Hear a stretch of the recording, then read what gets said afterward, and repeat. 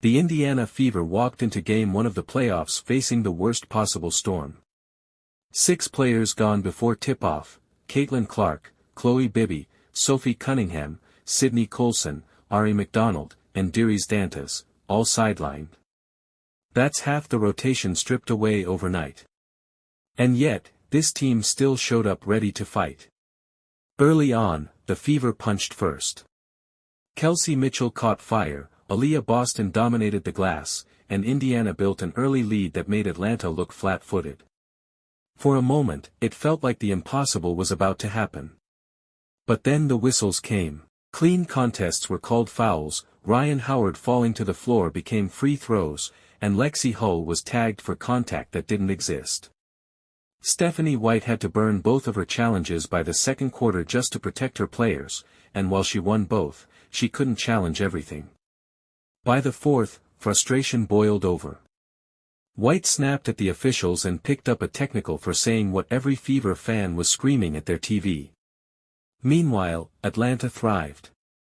Their full roster rotated fresh legs, while Indiana leaned on whoever was still standing. Alicia Gray and Ryan Howard combined for big numbers, Naz Hillman gave a spark off the bench, and Brittany Griner's presence inside tilted the floor. The dream pulled away, leaving fans asking the question, did Indiana lose to Atlanta, or to the referees? Still, the Fever never folded. Mitchell poured in 27 points, a playoff career high, doing everything possible to keep her team alive. Boston muscled her way to 12 rebounds through heavy contact, even when the whistles didn't protect her. Lexi Hull buried one of Indiana's rare threes and gave energy on both ends. It wasn't enough for the win, but it was proof this team refuses to quit. Now, the focus shifts to Game 2.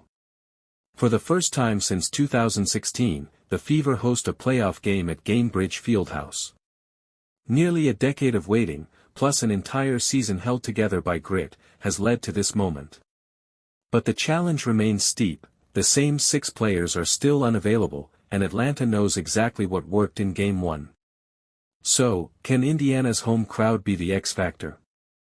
Can 17,000 fans give the Fever the boost they need to force a winner-take-all Game 3? One thing's certain, this series feels less like basketball and more like survival.